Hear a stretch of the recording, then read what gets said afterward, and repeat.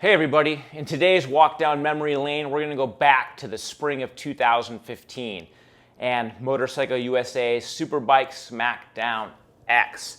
This was the last Superbike Smackdown Motorcycle USA ever put on before it went belly up later that year, or the next year, or whatever. And Superbike Smackdown was a really interesting thing.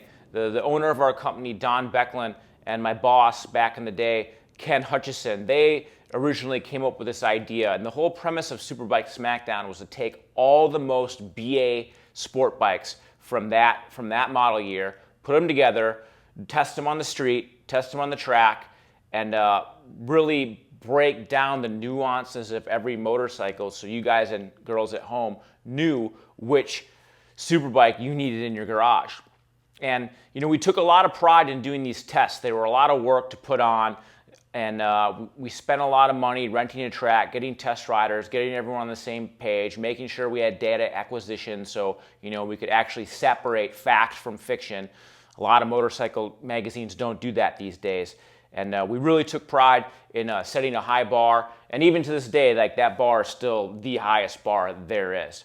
And it's too bad that no one's really doing anything like that, but maybe we'll do them here at a Motorcyclist magazine or Motorcyclist Online here in the future. But we're going to go back to, I think this test happened in April or May of 2015. And we chose to do this test at Willow Springs on the big track, because if you need to test fast bikes, there's few places in North America that are better at it than Willow Springs. It's a really burly and brutal track. The pavement's beat up, it's super abrasive, it's super fast, it's super hot. But if you have a motorcycle that's fast and has good electronics, those things will always rise to the top, because that's what it's all about. You know, turn 8 is one of the fastest turns besides Brainerd's turn 1. It's, you know, 4th, 5th gear, top of that, and you're really moving when you're going through that thing. And it takes a lot of cojones, not only for the rider but for the bike to do it well. And the cream of the crop always rises to the top at that track.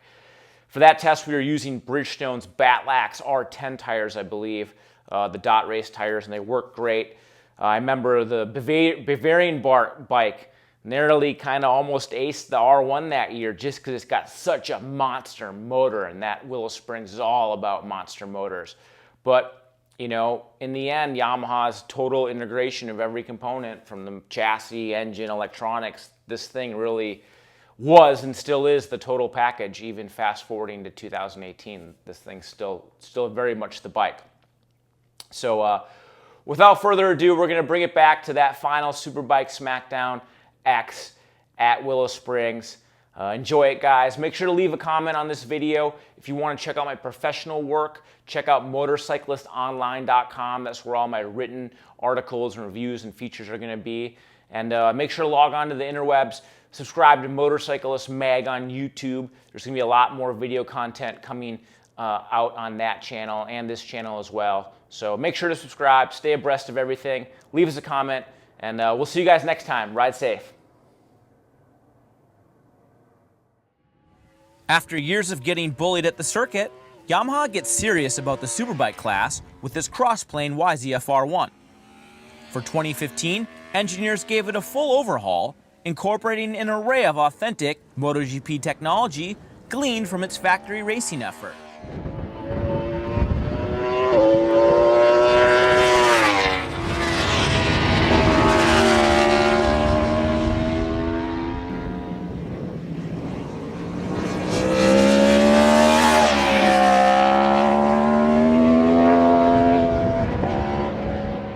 Yamaha really pumped this bike up this year, and I gotta say the hype is real for this bike. I was blown away. I was one of the skeptics, I'll be the first to admit.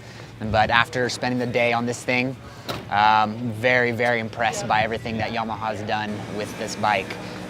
From head to toe, this bike is amazing. The power, the handling, you know, the chassis, the electronics, it feels like a race bike. It's an amazing motorcycle, and it's exhilarating to ride. I think the lap times show how serious the bike is. It's straight business, except it's easier to ride than I thought it would be. It's so smooth, and really no real bad complaints. Thing's impressive.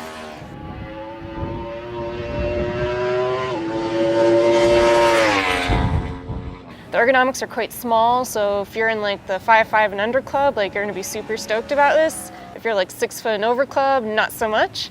But for me, the fit was perfect. Of course, there's this cross-plane motor, which is unlike anything I've ever felt before. So it's nice to have familiarity of ergonomics and then have such an exciting new feel in a motor and kind of exploring new power, new motor in that way.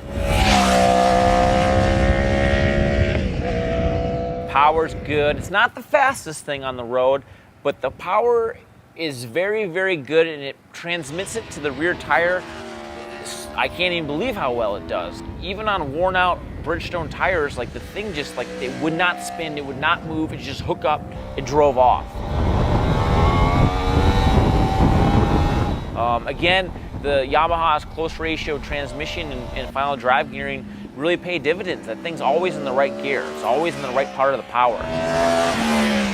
It doesn't matter what kind of corner you're in, what gear you're in, the power's there the second you go to turn it on. It's light, it's nimble, it turns fast, the brakes are incredible. You feel like you're on a bike that's been prepared in a garage for the last 3 months and you're out testing is what you feel like, because you feel like it's a race bike.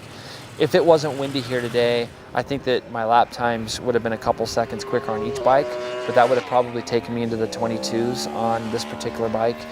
A few years back, I won a race here doing 22s, the Willow 200, and it was a long time ago. But it just shows how much technology has come along. This is hands down the most amazing handling, power delivering, braking, nimble 1000 I've ever ridden. To contrary belief, no, I did not ride for Yamaha. I ended up choosing my freestyle bike this year by choice, and after riding this motorcycle, I wish up the most that I would be on that team, because I will be getting one of those motorcycles myself after riding it today. The R1 is the total package.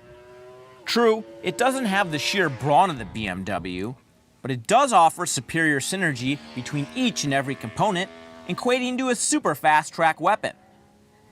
Factor in top scores in nearly half our scoring categories, and the Yamaha notches its first ever Superbike Smackdown win, proving that it is indeed the one.